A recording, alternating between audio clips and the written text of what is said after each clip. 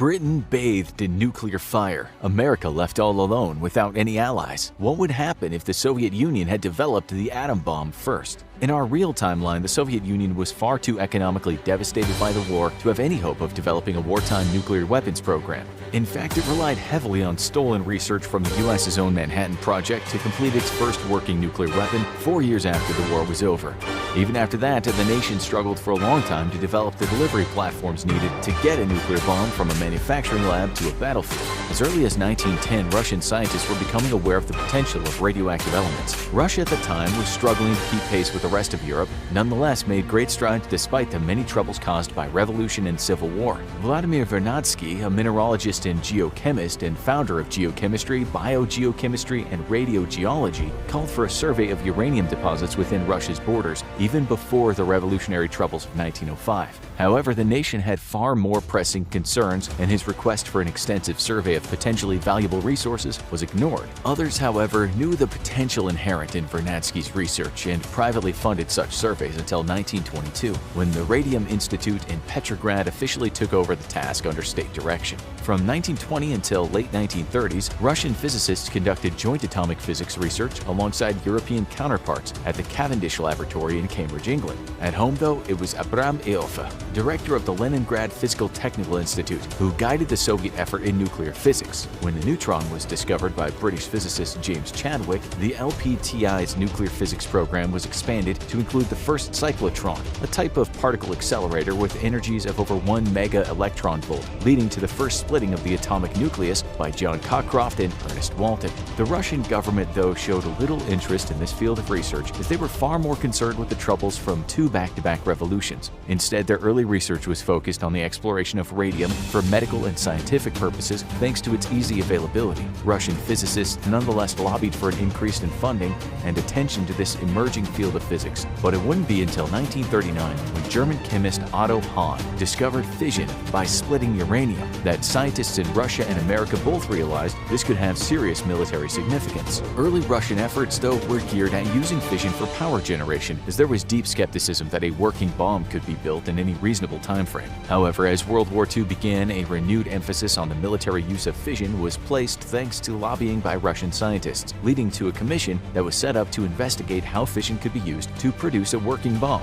With the German invasion of the Soviet Union, practically all work was stopped on developing an atomic bomb, as Stalin retasked Russian physicists into metallurgy, the mining industry, or serving in the technical branches of the Red Army. During this time, some research did continue, all of it unclassified and shared for peer review in public scientific journal. Georgy Flyarov, a Russian physicist serving in the Soviet Air Force, noted that the Germans, British, and Americans had all suddenly stopped publishing any papers on nuclear science. This led him to the obvious conclusion that all three of those countries had turned their efforts to creating secret nuclear weapons programs and were keeping quiet about their discoveries. Stalin, however, had dispersed the research staff of the Radium Institute deeper inside Russian territory and tasked them with developing better radar and anti-mine protection for ships. Nuclear bombs were a distant third. Flyarov wrote 2 impassioned letters to Stalin in April 1942, warning him that if the Soviets failed to develop an atomic bomb, the results would be so overriding it won't be necessary to determine who's to blame for the fact that this work had been neglected in our country.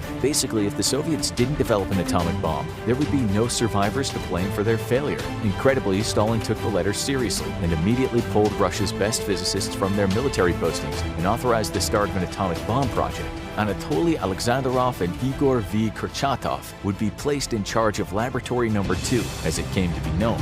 Kurchatov, however, was skeptical that developing an atom bomb was more important than the very pressing needs from the Russian front, which at this time was not far from Moscow itself, where the laboratory was located. Despite their best efforts over the next 3 years, though, Russian physicists were unable to make any headway in developing a uranium-based bomb. Many expressed the futility of their effort, but all knew that any day now, Germany could unleash nuclear Armageddon on them from the air. There was no way they could have known that Germany's own nuclear weapons program had barely made more progress than theirs, thanks to Hitler's paranoia paranoia, leading him to splitting up the research efforts across multiple, completely independent laboratories. This division of labor and lack of information sharing crippled the Nazi atomic weapons program and ensured they'd have no hope of developing a nuclear weapon during the war. The Russians got a break when the NKVD spies stole data from the British on using plutonium instead of uranium for a nuclear weapon, the first of many leaks to come that would bolster the development of Soviet nuclear weapons. In America, the efforts of the British and US scientists were combined after it was determined that the two nations needed to unite their efforts to prevent the Germans from developing a nuclear weapon first. Britain very reluctantly agreed to a program based out of the US due to its basic necessity. If Germany were to invade Britain, such a program could not be defended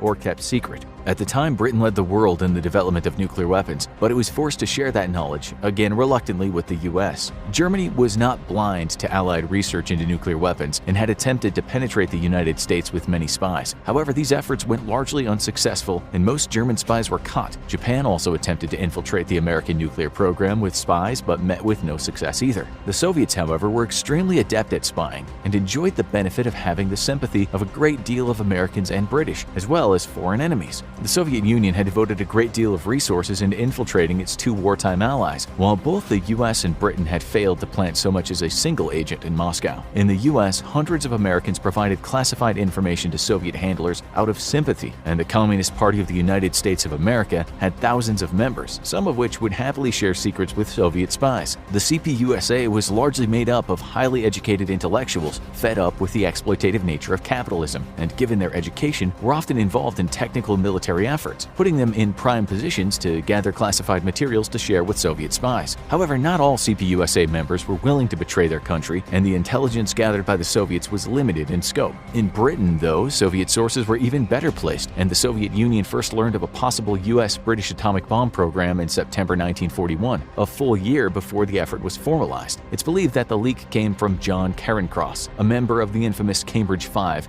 who divulged a large number of state secrets to the Soviets during the war. At about the same time, Donald McLean also informed the Soviets of a potential atomic bomb project. Almost immediately, the NKVD launched a massive effort to place sources within the burgeoning American Manhattan Project, though most of those attempts were foiled by the FBI and Manhattan Project counterintelligence agents. In February of 1943, Soviet attempts to contact physicists conducting work related to the bomb project at the Rad Lab at University of California, Berkeley were discovered by the FBI, and scientists in question were placed under 24-hour surveillance. Those deemed vulnerable to Soviet influence were signed away into the military to work on unrelated projects to prevent them from leaking classified info.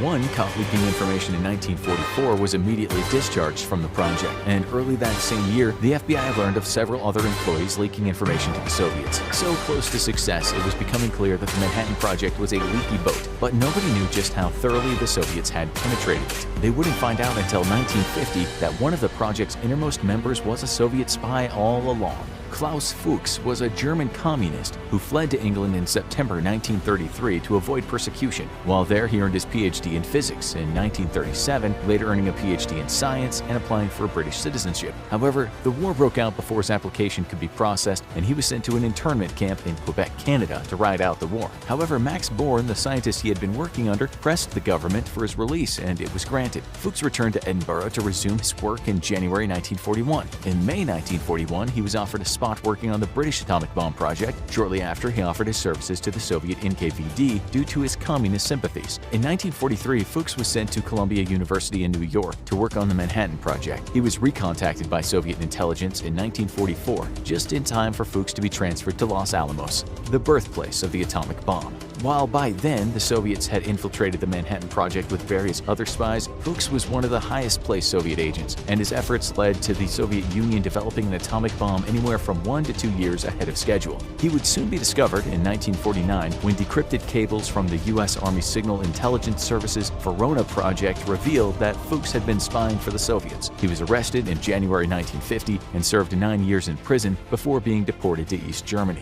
Despite a large number of well-placed spies, though, the Soviet Union still failed to produce a nuclear weapon during the war, taking until 1949 to develop their own atomic bomb. The reasons for this are largely due to logistics, as the Soviet Union had failed to take uranium mining seriously until 1942, and by 1943 was still only producing a few tons of uranium concentrate per year. The Americans, with the help of Belgian businessman Edgar Singier, had in 1940 already blocked the Soviets off from access to uranium in Congo, South Africa, and Canada, seriously setting back the Soviet efforts. In 1946, the first Soviet nuclear reactor went online, but production was still insufficient to fuel it. Instead, it was fueled from seized German stockpiles from their own failed program. For the Soviet Union to have developed the atomic bomb first, it would have had to listen to Vladimir Vernadsky's calls in the early 1900s for uranium surveys. But with 2 revolutions and a bloody civil war, uranium was the last thing on any Soviet leader's mind. With the devastating invasion of the Soviet homeland by the German army during World War II, other priorities took precedence. There could be no nuclear program after all if the Germans simply overran the country with their superior forces.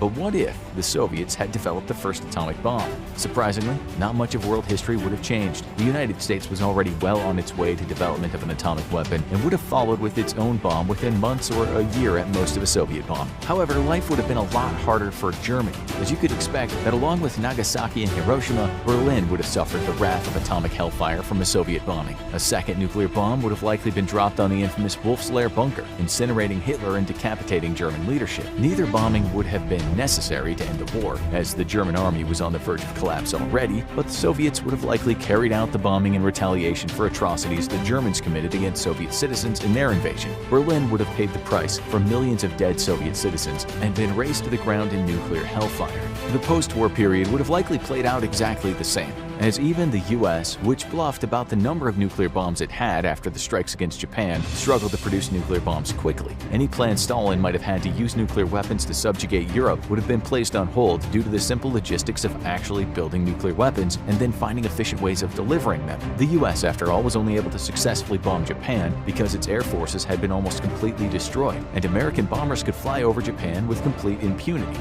The Allies, however, still had strong air forces, and Soviet bombers would have found it impossible to penetrate French and British skies deep enough to deliver nuclear strikes. It would have been well over a decade before rocketry had advanced to the point that a nuclear weapon could be delivered with any measure of success, and by that time the world would have been meeting the Soviet nuclear capabilities with their own. Even more importantly though, it's doubtful Stalin had the stomach for further conflict after the defeat of Germany, and even more doubtful that his armies would have obeyed such orders to continue carrying on a war that had so thoroughly decimated them in their homeland for half a decade. Now go check out What If There Was a Nuclear War Between the US and Russia, or click this other video instead.